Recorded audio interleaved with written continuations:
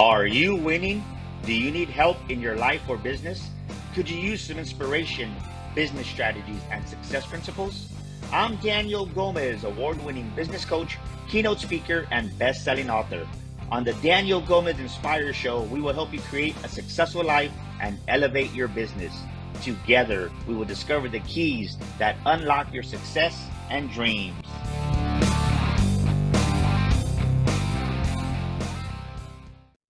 Welcome back to another episode of the Daniel Gomez Inspire Show, where we inspire you, we educate you. And today, man, we're going to motivate you. We got a special guest today, and I tell you what, I'm excited to have this guy on the show. He really impacted my life, a dear friend, a dear brother. I had a chance to just share the stage with him in Orlando, Florida. Let's welcome to the stage to the Daniel Gomez Inspire Show, Mr. Jason Meland. Jason, good morning, brother. How you doing? I'm doing fantastic, man. I am grateful to be on the show, and I can't wait for us to just jam. Man, I'll tell you what, you really impacted my life in Orlando. I know the beautiful human being you are. Do me a favor, introduce yourself to the Daniel Gomez Inspire Show, please. Yeah, absolutely. So my name is Jason Meland, and I am the CEO and founder of the In-Demand Coach, where we teach coaches and entrepreneurs how to build wildly profitable businesses that they love by becoming in demand in their niches. I'll tell you that in-demand coach thing that you just said, you said a phrase in Orlando when we were there, and it really hit me because I think so many times what I see being a business coach is that many businesses struggle or fail, and really fail because they don't see themselves, a business owner, the entrepreneur doesn't see himself as in high demand. And something that one of your slides said was, I am in high demand. So Jason, I literally wrote on my bathroom mirror, I am in high demand. Daniel is in high demand. Where did that come from? Because I'll tell you what, if any speaker from that day impacted me, it was you, brother. And it just, it wouldn't leave my heart, my soul, my mind. You know, when you hear something and it just really impacts you, you saying, see yourself. And then you said it, I am in high demand. And one of your, man, it just, where did that concept come from, brother? Like, I love that. And how has that impacted your life, telling yourself and being that in high demand coach? Yeah, well, absolutely. I'm glad to know that it impacted you. You know, that's something that is near and dear to me.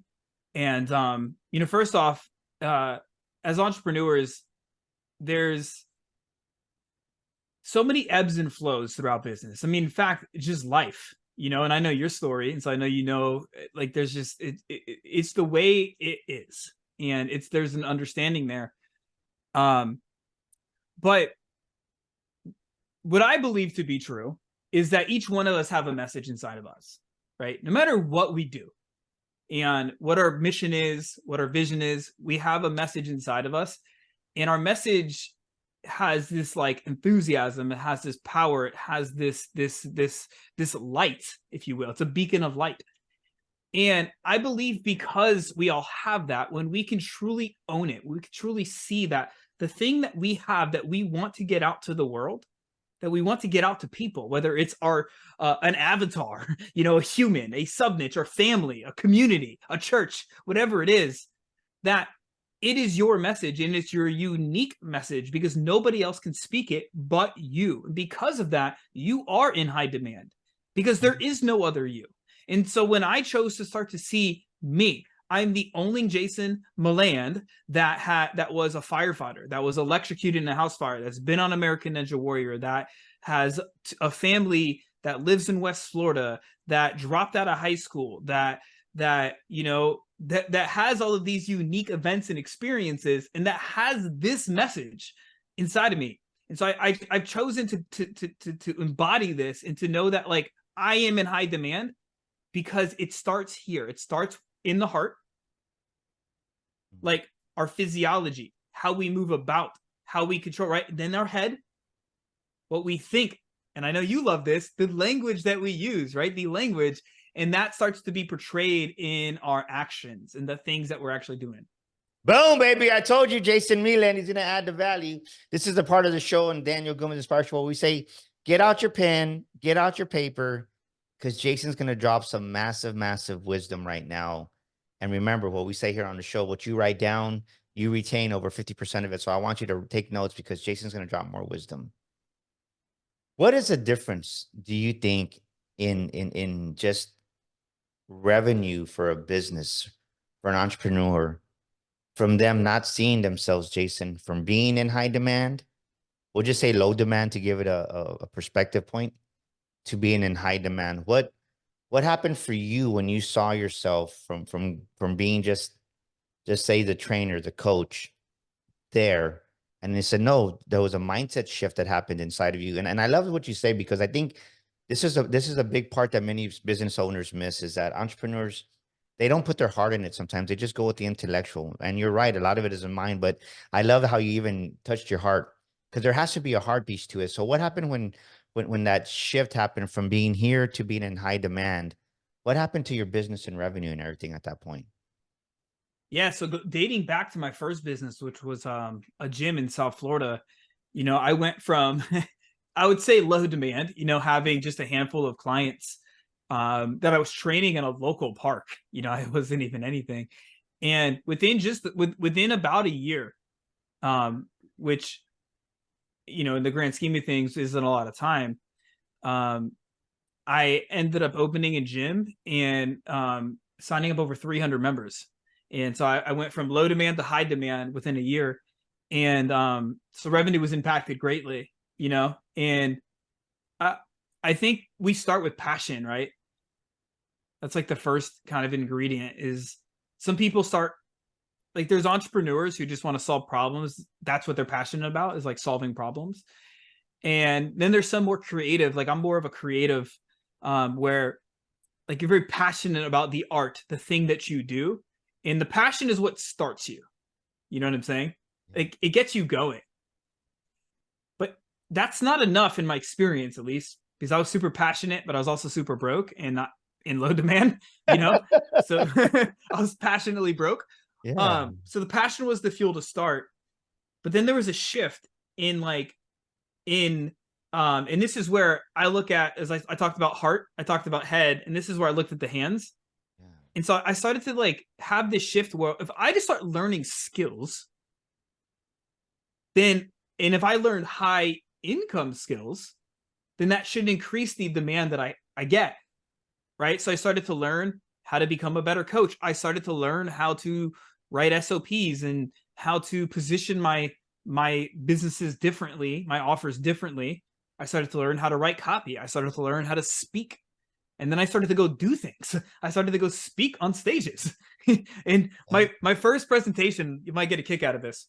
This is what led me to being in demand, I spoke to a bunch of kids about vegetables back when I was in fitness. I'm no longer in fitness, by the way, but like back when I was in fitness, that was my first talk. And that led to like, you know, bigger stages where it created that perception of like, he must be the authority here. But to me, it all started from like, we talked about the heart, then the head, but then like, if you just stay there, you don't get much. But when you start going into the hands and learning the skills that create that demand gap, that's what starts to progress you forward. I love that. So, ladies and gentlemen, ask yourself this. First of all, regardless of what you're doing right now in your business, do you see yourself business in high demand? If you're a real estate agent, do you see yourself being a high demand real estate agent? If you're have a bakery, do you see your bakery as being in high demand? If you're a speaker, do you see yourself as being a highly sought after keynote speaker? Because like Jason is saying, if you don't see yourself in high demand, then the revenue isn't going to grow. And then not only that, do you have the skill set, like Jason said? I love what you said, right? So you have the heart piece, you have the head piece, the mindset, but then the hand piece, you also need the skill set. I like the way you demonstrated that.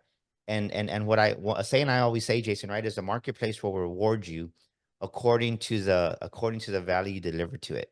But the way you just described that, right? The heart, the head, and the hand is a skill set.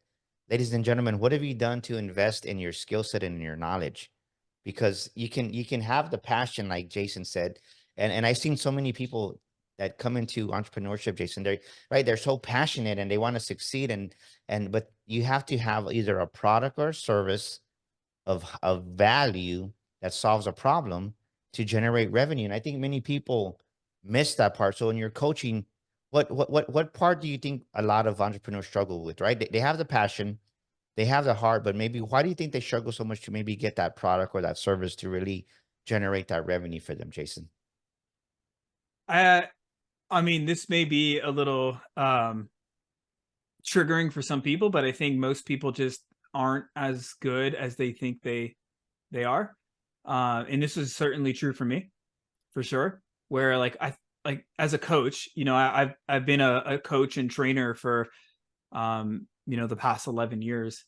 And uh at one point I was passionate and people could feel that, but I think there's a certain degree, right? There's certain phases of business. And so I'd say the first thing from my own experiences is I wasn't as good as I thought I was.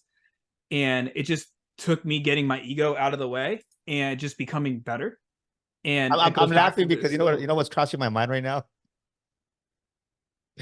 what's that? The true story, man, and is to your point exactly. Is I watched a YouTube video probably about a year ago, and my friend goes, "Dude, that was you." I'm like, "Yeah." He goes, "Bro, I Yeah. wouldn't have hired you." I said, "Man, I wouldn't have hired myself." Yeah. Well, that's the But truth, but but you have to be honest with yourself, and I love what you're saying. That's why I wanted to interject that because you're so true. That you're so right. Yeah. And so it's just identifying like the areas this is where there's a book that I love, and I think I have it like on one of my bookshelves, where it's called The Science of Getting Rich, and by Wallace D. Wattles or something like that. And there's a part of the book that was impactful to me that I read years and years and years ago, almost a decade ago. And it was like, I can't remember how he worded it exactly, but the concept stuck where it was like, do all that you can do to improve yourself in the area of like your chosen path. Right. And that's kind of what I was talking about with the hands. And so I think that's one of the things is just like really getting better at all of the things. So for example, if you're building a coaching business or a speaking business or something where you're going to be out there, a lot of the skill sets are in your craft. Like as a coach, like there's can you get better at delivery fulfillment, at helping your clients have long-term transformations by helping them change their beliefs, right? Can you get better at copywriting, at speaking, at marketing, at sales, at video, at all those things? And then the second piece, going back to the heart and head piece, is a lot of people, especially as entrepreneurs, they live in this like state of worry and stress and fear and anxiety, and then their thoughts are populated with like, and I challenge anybody here to think this. It's like, what are your thoughts right now? If I was to say, hey, making $1 million is easy, what's the first thing that comes to your mind? Is it BS? Is it no, it's not? Is it, or if I said, hey, making money is just the easiest thing in the world, you know? I literally, since I've been on this podcast, I've made money, right? Because we have reoccurring revenue, right? What are your thoughts when you challenge yourself around money, around time, around business, around any of these things? Because that's ultimately going to be what your beliefs are. And I see so many people held back because they have these unregulated nervous systems, and then they have these old stories and belief systems that aren't serving them. They're not empowering them towards becoming in demand, you know? That's so powerful. Think about what he's saying, ladies and gentlemen. Maybe you just heard him say that making $1 million is easy in business. Making $1 million is easy. Are you listening to this and saying, "Oh, Jason is full of this and that," or are you doubting and saying, "Man, I wish I could do that"? That's something to ask yourself. So write that down. Do I believe that I can make $1 million within a year? Do I believe that making $1 million is easy? Because I think so many times, Jason, is to that statement you just made. People live it on the surface, right? They live business on the surface, but then deep down, they never go down there to really see what's causing me to believe that or not believe that. Because I'll be honest with you, right? Because they're being totally transparent. If you would have asked me the same statement, you would have said that same statement maybe 5 years ago. I would have said there was no way, because my first 6 months I was struggling to get to 5,000 in revenue. Like I was like right when I would hit Me 3,000, I too. was like, man, I was happy. And then the first month we did 5,000, I was like, it was a struggle. But I didn't even right. I didn't have the knowledge or the skill set, and I didn't even have half the products or none of the products or services that we have today. But it was a Yeah, me struggle. too. And if you would have told me making $1 million is easy, I would have been like, you're crazy. But now coming And to this point, it's like I believe what you just said. And it doesn't have to be the million, right? It could be anything. But Like, that's a good reference point, though. I love it because I to what we're talking about. I was just having this conversation with my son. I said so many people because we went to this birthday party. A friend of mine called me, invited me, and said, "Hey, man, I'm having a birthday dinner." I said, "You know what? We'll go over there, right?" So we go over there, and it wasn't a birthday dinner; it was a birthday party. And then some. I used to ride a Harley, and it just some people showed up. It wasn't my crowd anymore, right? It just wasn't. So the language, I didn't have anything to talk to them about. I didn't want to talk about Harleys. I didn't want to talk about drinking beer. Like that's just not who Daniel Gomez is anymore. And as I was driving to meet with my son the following morning, I was telling him, hey, what I experienced. And I said, God just showed me that the language when I was in this car business, mm, biker world, right? I was talking about beer and drinking and let's go to the rally. Like the conversation had nothing to do with revenue and money. But now I told my son this. I said, hey, God really wants you to start talking about wealth and success, right? You don't attract wealth and then become right wealthy. No, you attract wealth by who you are because you speak the language of wealth. And right yeah, now, I think so many entrepreneurs, they're scared to talk about revenue and money, right? Because they really don't believe it for themselves. So it goes back to that saying I say, what you talk about, you bring about. And the more you get comfortable talking about revenue, talking about wealth, talking about business, talking about millions, then you start to attract it. It's like you don't become wealthy and then, right, you think wealthy. No, you think wealthy and then you become wealthy. correct. And I think to your statement, it's like people need to understand that you gotta start talking about at some point, maybe you didn't believe what Jason just said that making $1 million isn't easy. It is easy when you right because what we focus on expands, but maybe it's the language you're speaking. It's what they're Yeah, you speaking. just lack skills and belief. And one of the things that has served me is I used to definitely not think it was easy. Was I started to become a belief collector.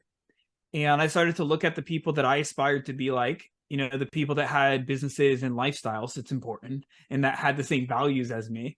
I started to look at what they believed. And I paid for mentorship to get close to these people and read books that, I aspired to be like the authors. You can buy books for a few bucks. You don't have to invest in like big mentorship programs or whatever, but and I started to see like, hey, and I would ask, like, literally, I have a mentor right now, or I'm trying to get to his level, which is a whole nother level than I've ever been to. And I was like, hey, so what is your perspective about this, or what are your beliefs? Like, what would you do? What would you be thinking when? And like, that's what I'm wanting. Like, that's what I feel like helps us get there is by like, huh? And you don't have to adopt anybody's belief, right? You don't. I mean, we have, all of us have. We've all Yeah. adopted a belief from somewhere, but you can like see it and be like, oh, let me try this belief on, right? Let me just try it on and let me wear it around for a little bit and let me see if it fits my. So that's kind of how I look at it is like, can you collect beliefs? Can you become a belief collector? Mm. I like what you're saying because if you think about it, ladies and gentlemen, think about what Jason's saying. Maybe we're all computers. Well, what makes one computer faster than the other? The software, the program that it has. And maybe the software is your belief and you have the wrong belief. And maybe you even have a virus, right? We can all relate to a computer virus because a computer virus will cause your computer to crash. So maybe Yeah. you have a virus in your thinking in your computer in you that is causing your business to crash because you have the wrong programming about money, about revenue. Let me ask you this, Jason, because I love what you're saying. How hard is it for somebody to get to where they're at by themselves, to want to succeed by themselves? In my experience, it's hard. Now, I think this goes twofold. I believe success is your responsibility and your responsibility alone. Like you should never try to like there's nobody that's going to save you. Like you have to be responsible for you. That's from my as a lesson in my own life. It's written down in my Apple Notes. It was a lesson I got years back for myself. But with that being said, there are fundamental truths and there's like the ancient saying or whatever where it's like if you want to go fast, go alone. If you want to go far, go together. And I have never not been part of a community, a mentorship. of some kind of environment where I have other like-minded people around me. As you were saying, you went to that, your son's, birthday dinner or party, and there was all these, like, typically we don't have people like us just in the blue. Like, we're the black sheeps, right? And so it's like, I was at, I go to parties all the time. My kids are young, and the dads are like, "Hey, so did you watch the game?" And I'm like, "Huh?" I'm just like, I don't have anything to talk about. So I do believe that having people around you, which typically with the online educational space nowadays, is there's no shortage of places to hang out and places to be a part of. Like, I was just in LA in this mansion in the hills of Bel Air, California, and I'm hanging out with like the woman Ali Webb who founded a company called Dry Bar and sold it for 250 million. I'm surrounded by other 7, 8, 9-figure entrepreneurs, and just like, to me, that will far supersede anything else. Just being in the environment with other people that I aspire to be like. And Yeah. so I feel like there's such an importance of surrounding yourself and intentionally putting yourself into these environments, because you're going to become the people you hang around. And I know it's a cliche saying, but there's a reason it's cliche, is because it's true. Well, it's kind of like when we met, me and you, like we were in this, not even a mansion, we were in this mega mansion that had a bowling Dude, that was alley, a a freaking, 15,000 square foot. yeah. I mean, and you just, I mean, I'm still talking about the TV screen that we had, right? There was two TV screens that were really, literally the whole wall. It gave me a different perception of a big screen TV, and then just the pool in the back, and just the whole The experience we bowling had alley in there. the house. Yeah, I mean, it You're just expanded like, my what's mind. Ladies and gentlemen, write this down. And Jason is right. Once your mind expands, it can never retract. And you got to put yourself in proximity around people, whether you call it proximity or hanging around or being in somebody's playground. You got to go into somebody's house who is farther along with you, because you might go fast by yourself, but what good does it do you to be going fast the wrong way when you can go together and go hmm, further? And just meeting you, man, I can tell you, I know we haven't had a lot of chance of one-on-one talk since I met you, but I've been seeing some of your posts and just kind of, but just who you are, it's like, I know that we're going to do great things down the road, and people, you need to understand that you don't need to compete all the time. You need to collaborate with people, and like yeah. Jason's saying, there needs to be a community there. L- Let me ask you this. What would you say are the two biggest problems that you've seen that people that come to you for business coaching are just getting going? What are the two biggest problems they need to overcome in entrepreneurship that you've seen?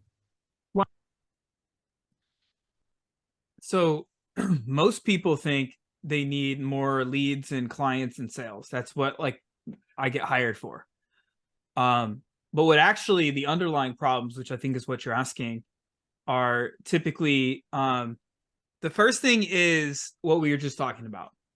They, especially for people that have been kind of stuck in, maybe a spot in their business or their life for a while, that's what they're needing. They're needing a shift in perspective. They're needing to see things a different way. They're needing to adopt different beliefs. They're needing to regulate their nervous system. That's not super sexy. And nobody hires me for that. Like, that's not in my marketing, but that's one of the things that I see usually has to shift. The other thing is um, skills and systems. And so, like, looking at, like, okay, um, the skill of generating leads consistently involves a system, right? The skill of generating sales, whether it's clients or customers or selling products, there is a skill set that you have to learn, right? Maybe learning how to write copy, which is, I teach a lot of people how to do this, or how to speak, which I know both of us like love and really like throw speaking out there. Learning how to communicate, right? And Yeah. then building systems around it to make it repeatable. That's actually like the main thing that most people need. And so when I see when people come to me is that, and I help them with both, install lead systems, content systems, lead nurture systems. That stuff's the easy part, right? And even Tony Robbins says success is 80% psychology, which I believe from my experience is even higher. But he says 80% psychology, 20% strategy and skills. And so that's kind of the mix, right? That when you get those things together, success happens, you know, businesses explode. Are you an aspiring speaker? Do you have a book that you've been wanting to write for months, maybe even years? Or are you an aspiring podcaster? You want to start that podcast like the Daniel Gomez Inspire Show and don't know where to start? Well, at Daniel Gomez Enterprises, we can help you do all three. We can help you become that paid speaker, share your story to the world, write your book, and get your podcast launched and help you produce it.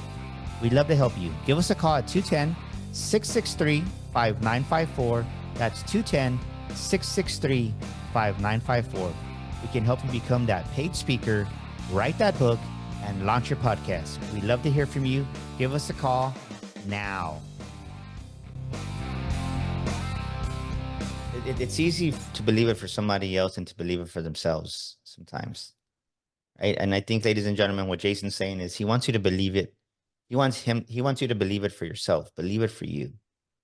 And Jason, you know, I love just hearing some of your backstory. You were electrocuted as a fireman, but you didn't let that bring you down, right? You felt that God was taking you in a different direction. People see you now, but they don't see some of the struggles you went through. They don't see, man, they see you on American Ninja Warrior, right? And that's a good thing, because Jason was on American Ninja Warrior. But what are two of the struggles you had to overcome to get to where you are today inside yourself? Because I think everybody sees Jason of today. They see Daniel of today. They see people that are successful of today. But they say, well, can that really happen for me? And would you mind sharing a couple of things that you had to overcome that maybe you struggled with, that really you're like, man, this is one thing that I had to really defeat to become who I am today? Yeah. The first was to be liked, you know, everything stemmed from that. You know, I was subject to a lot of gang violence in South Florida growing up. And so literally I would leave my house and I would get jumped in an alleyway and just beat up. I've been stabbed. I've been thrown off bridges. It's like, I had a lot of fear, needless to say, growing up in that environment. And because of that, I developed this, like, I had to be liked. I had to blend in. I didn't want to be seen, actually. I did not want to be seen, because the more I got seen, I associated that with, like, I could die, you know? And so that really held me back for a long time in business, because I felt like if I wasn't liked, I was going to die.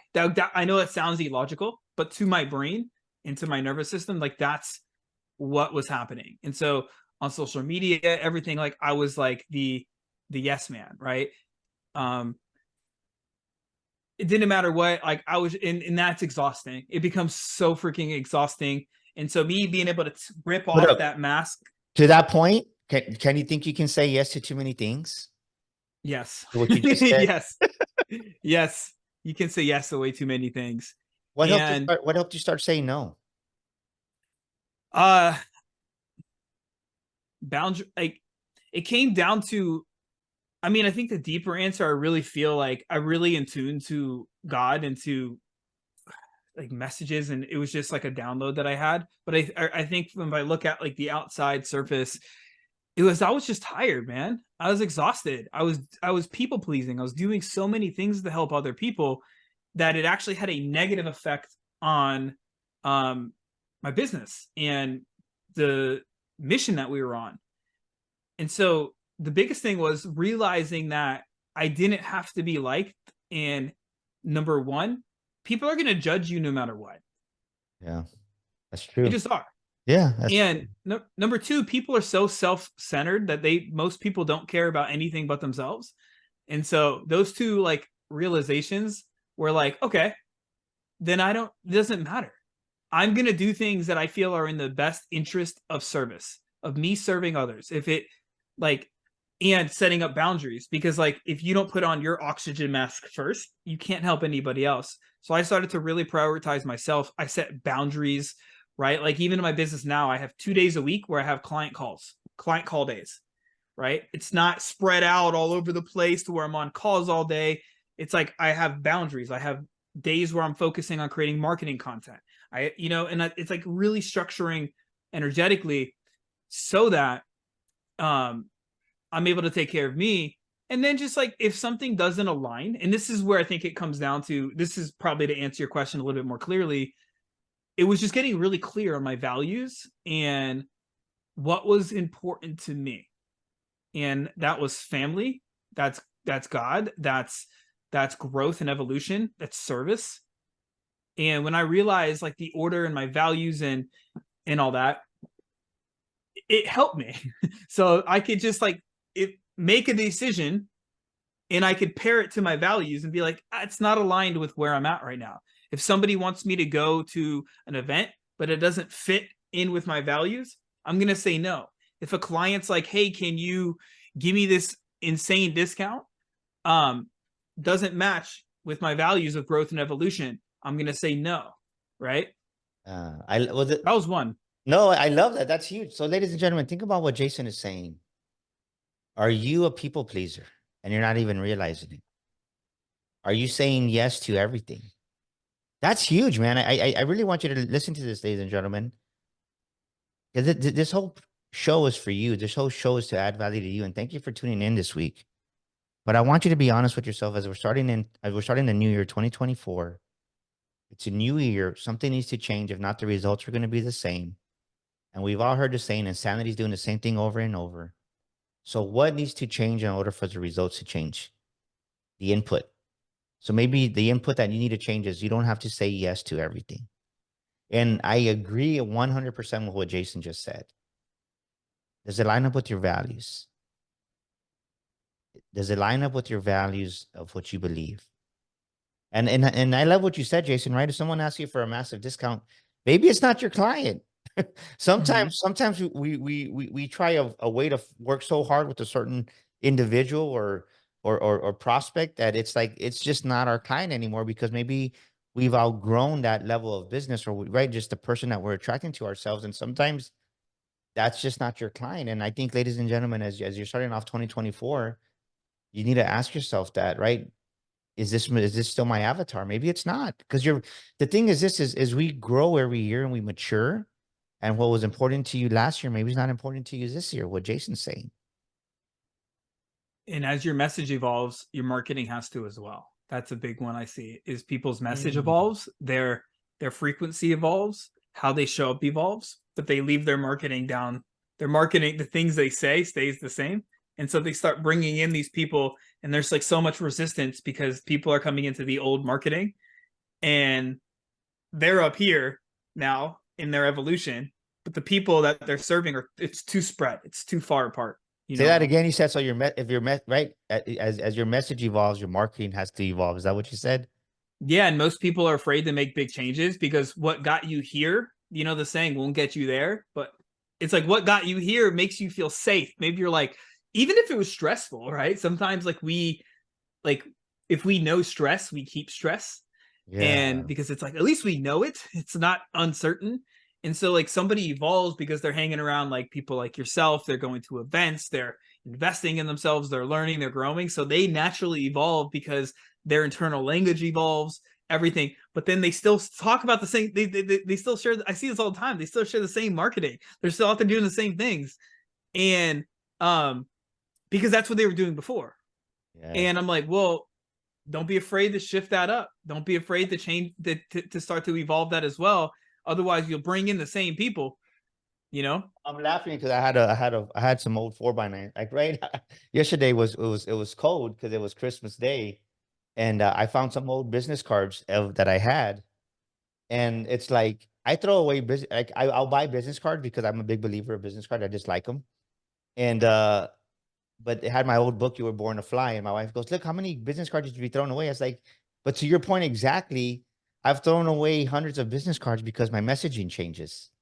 I've thrown away four Yeah. by nines because, right, that was the marketing that I did when I was doing leadership development 100% of the time. Now I got like 2,000, but 2,000 of those 4x9s, but it's like, it doesn't matter. And so many people, I think, because there's scarcity, right? Because they think in that poverty consciousness, they think like an employee instead of a business owner. They use it. Well, I don't want to waste it. No, you're not being wasteful. that message doesn't work anymore. It's time to change your message to elevate your marketing. Which leads me to I know what another we're thing that talking I had about to because let it's go so of. true. Because people won't throw away a damn business card because, oh, I paid $25 for it. Who cares? Buy new business cards. One of the things that's changed my life and changed my business that I had to let go of. And am I perfect with this? No, but I'm pretty good. I've worked at this really hard. And that's to let go of fear and worry. Um, and there is a saying that I read in this book. Can't remember the name of the book right now, but it was this. The author said, "Worry is futile.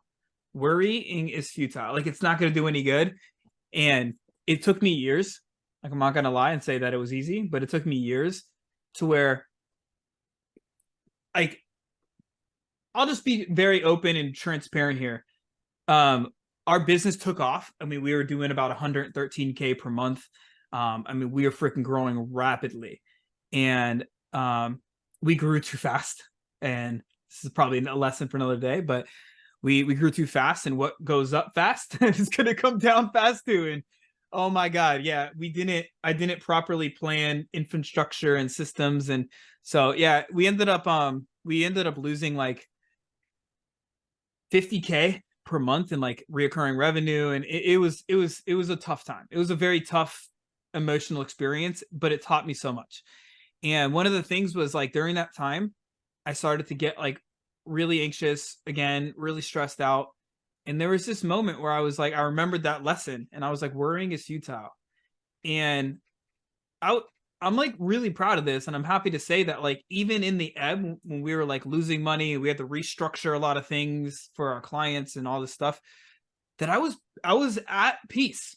Like truly. I wouldn't say peace, I was at courage. I was courageous. So let Like me ask that's you the this, kind because of I love this topic because when I was younger, I was Daniel, right? I was I don't even know the exact stat, but it says what, like over 90% of the things that we worry about never happen. yeah, How did you, because I think that's a huge thing, because I think right now, and I think it's a bunch of BS, right? Ladies and gentlemen, if you're watching the news, stop watching the news, right? I think people are hearing no, for about the sure. economy and recession, and just in case there's any lingering news watchers, stop listening to all this negative stuff about the recession, right? You're of God's economy, not of the world's. What Yeah. helped you in to have victory over worrying? It's more polarizing my thinking, right? So if you think about the law of polarity, um, there's a book called The Kabbalion. Highly recommend it. It's on the ancient Hermeticism, which is like the most ancient religion no ever. There's a law in there called the law of polarity, and it's like what's hot and cold are two sides of the same coin, up and down, stress and right. So there's always an opposite pole, and just the awareness of knowing that like if I'm worried or stressed, there there is another pole. What's the other side of that pole? And so I start to polarize my thoughts, right? And so if I'm worried, I'll start to think about things I'm thinking about, because that would be a negative thought, quote unquote, right? Yeah. Yep. So I would start thinking of a positive thought that I believe, not to get all positive, right? But just to neutralize myself.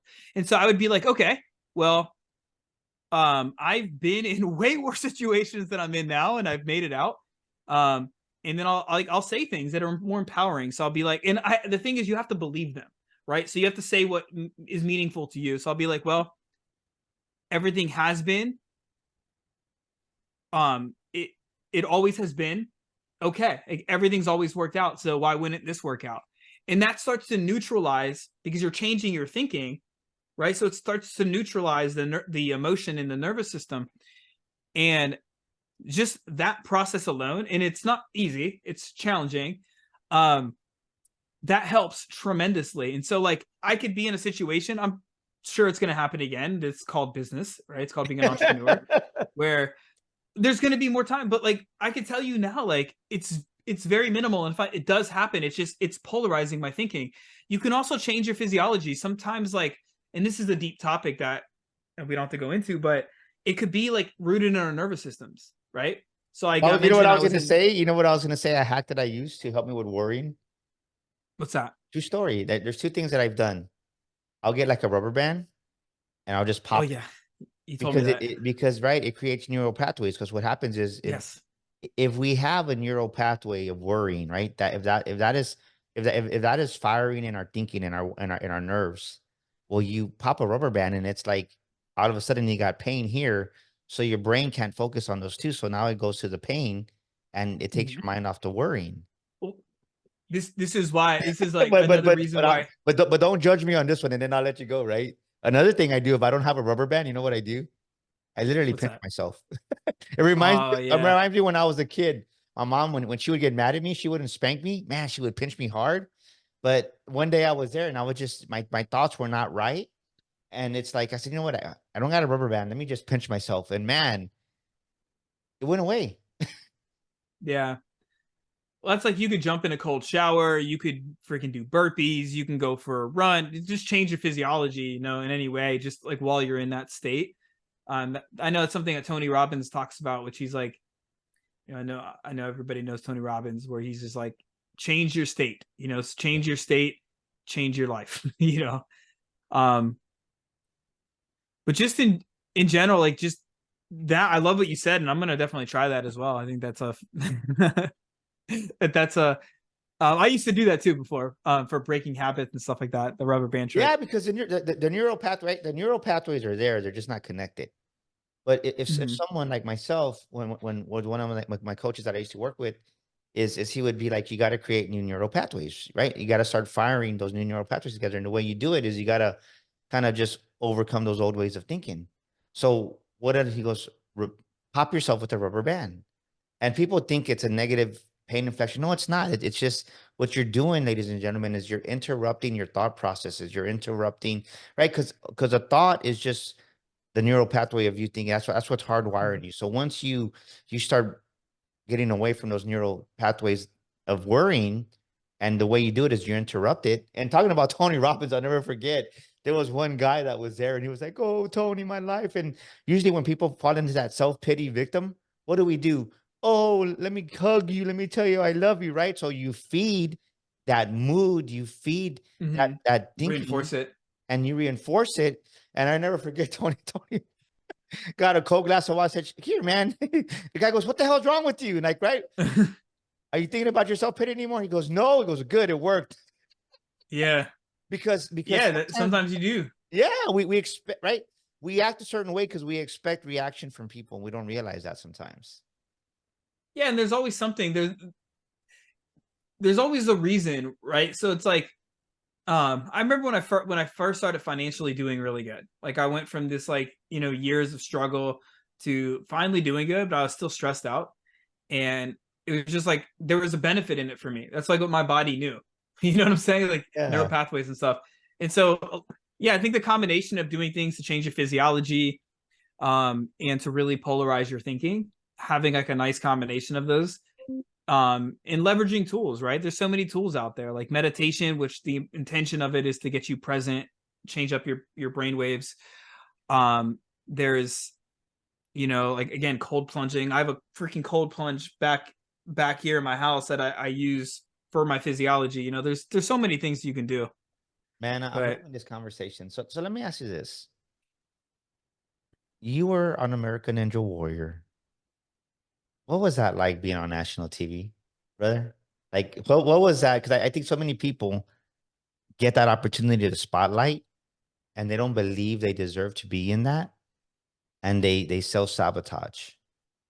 So, yeah, what was that like for you to be on American Ninja Warrior? And what was one of the biggest takeaways or life lessons or business lessons that you took away from that experience? yeah. Well, it's surreal. First of all, um, it was a dream I had for a decade, and the first the first like 6 years, I was too afraid to even apply. So like the process to apply, and this kind of leads to the lessons. Um, you have to submit a 3 minute video. You know, it's a Hollywood, right? So it's like you gotta, um, literally, they're located in Hollywood, in LA. So it's like you have to demonstrate your energy, your skill sets, your right, your story. Like the world needs to hear your story behind you. You have to demonstrate your story because, like, America, that's who's watching you. Yeah, and so like, um, the first year that I was supposed to be on, I got called, and then I got cut from the show, and I was so disappointed. But they had this like they don't have this anymore, but they used to have a where you can wait in a walk-on line, and if you waited it out, you'd get on. And so I had to wait in a walk-on line for 28 days, a whole month. I waited in a walk-on line, and I ended up getting on the show. But right before I was about to run the course, like it was just in Miami, the huge rainstorm came, and they used to do the courses outside, and so they shut down production. My chance was ruined. So the next year they were going, at least in my region, because they do it in different regions throughout the United States. They were going to Atlanta, Georgia, to the Mercedes-Benz Stadium, and once again I got called and I got cut. And so this time I flew out. This time for their walk-on line, they didn't do it anymore, but they had a lottery system, so you can go pick a number, and if they chose your number out of like hundreds of people, you'd get chosen. I ended up getting chosen. I got my lottery ticket. And so, needless to say, that night I ran the course we got there at 4 p.m. is when we had to show up. I ran the course at 4 a.m. 4 a.m. I waited 12 hours to run the course. Wow. I remember standing up there. There's the bright lights to my right with all like the camera crew and producers and all that stuff. And then to my left, there's the crowd. And they give everybody signs and stuff, right? And so everybody's chanting my name, and I'm just like leaning at the crowd, like near in tears, and I'm just like, never give up on your dreams. And everybody erupts in freaking in like claps and cheers and yeah. And then I ended up falling relatively early, way earlier than I'm actually a pretty decent ninja. I'm pretty good skill set wise, but so the lesson, trust your intuition. Trust your intuition. I had it like cut out.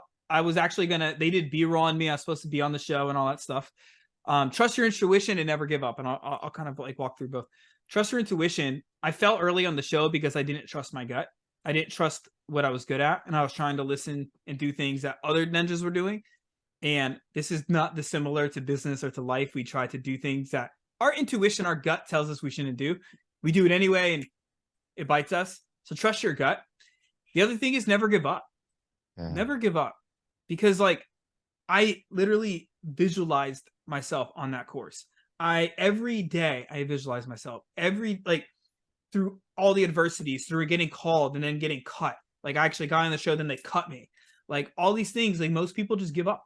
Right? They give up. They're like, it's not for me. But if you truly want something, if you truly believe that you were meant to do something, that there's a calling, there's a vision, there's a mission, whatever it is for you, that one big lesson was you can achieve anything, as long as you don't give up. Boom, baby. Woohoo! America Ninja Warrior, Jason Meland. Ladies and gentlemen, listen to what Jason just said. 28 freaking days in a line. Not 1 day, not 2 days, not 1 week, not 2 weeks, not 3 weeks waiting in the line, but 4 weeks, 28 days waiting, and then didn't even make it. Then he goes back, and he's crazy enough to go back the following year. And then he's crazy enough to try it again. Are you crazy enough to follow your dreams regardless of how much it's going to cost you in time and in dedication? I think what sometimes people don't realize, we're talking about this, Jason, is people don't realize that your dreams are going to cost you something. And sometimes it's going to cost you to really believe in yourself. And I think most people never achieve their dreams or get that business going because they would have given up after being in that line 28 days, Jason. So I want to tell you, man, kudos to you, brother, because you're not cut from the average cloth. And I think people need to listen to this part of the episode again to say, don't give up. Doesn't matter how many times you got to go back. You went back a total of 3 or 4 times and you finally got on the show. It took you more than 1 year, more than 2 years, and you did it. And ladies and gentlemen, are you willing to go back even though you don't make the cut the first time around? And I think that's the lesson behind what Jason just said. Man, that's powerful, brother. Thank you for sharing your heart with us today. Before we end the show, I want to ask you this trivial question. What's a quote or a scripture that you rely on times of adversity, Jason? What's a quote or a scripture that you rely on in times of adversity? So many, but one that just jumped out at me, bouncing off our last, what we just talked about, was everybody says success is inevitable, right? That's what you hear. And it is. What people don't often show you is the other side of the coin. And that failure is also inevitable. And you're going to fail. You're going to fail a lot. And if you understand that failure is inevitable, but so is success. And so I'll kind of like wrap this up with like something that it's kind of like not a quote exactly, but the way I look No, at it it's is, it's whatever your heart is. It's you, brother. So go ahead. first, God will throw a pebble at you, right? So if you're on path and you're failing and, you know, you're supposed to fail, right? But like if you start to veer off path because failure seems a little bit, intimidating, or it's like painful, and you start to go off path, God will throw a pebble at you. This is how you know if you're going off path and you need to stay path. And if you don't get it, if the pebble hits you and you're like, flicked it, then he'll throw a rock at you. Oh, rock hits you, you're just like, oh, okay.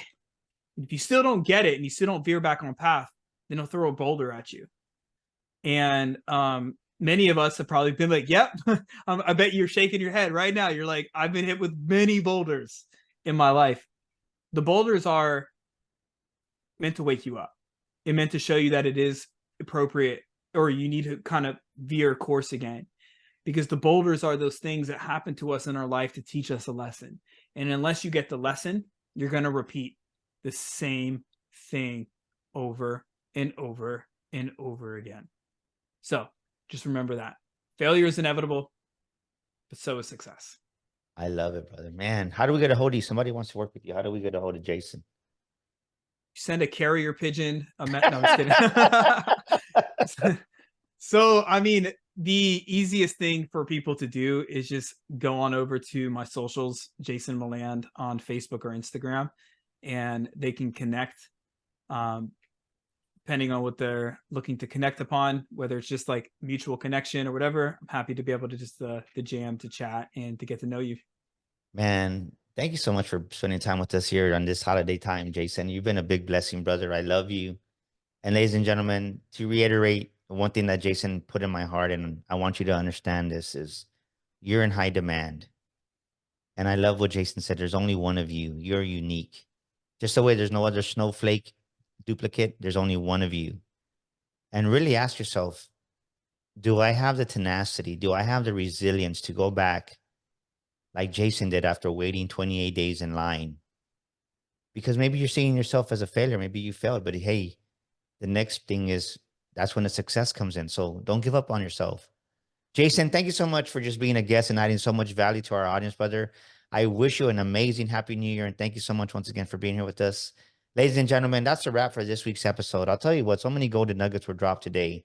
Which one spoke to you the most? Do me a favor, just really self-assess as we're getting 2024 started. I don't want this year to be the same for you. I want it to be even bigger and better than what 2023 was. I want you to expect greater things, to believe that greater is coming for you in your life and your business. And maybe you need more skill set. Like Jason was saying, maybe you need more skill set. Well, I want to see you at Sticker Shock Speaking Academy, March 8th and 9th here in San Antonio, Texas, where we teach you how to build a speaking business. Maybe for you, it's getting your book started, right? Our new book is coming out, Sales Accelerator, coming in April. Our business revenue and Sales Accelerator Bootcamp, April 19th and 20th. Maybe it's coming to that event. Whatever you need, we want to help you here at DG Enterprises. Thank you so much for joining us here. Happy New Year out there to everybody. Remember, know this, that with God, all things are possible. We'll see you next week here with another amazing guest on the Daniel Gomez Inspire Show. This is Daniel Gomez Inspires, and thank you for listening to our show today. Please share this episode with a friend, leave us a review, and subscribe to our show. And for listening to our show today, I want to give you a free gift. I want to invite you to our Millionaire Mind community. Text the word millionaire, that's millionaire, to 210-942-5059. Yes, join our community today and receive millionaire affirmations, inspirational quotes on a weekly basis. That's 210-942-5059. Text the word millionaire today and join our community. And once again, thank you for listening to our show.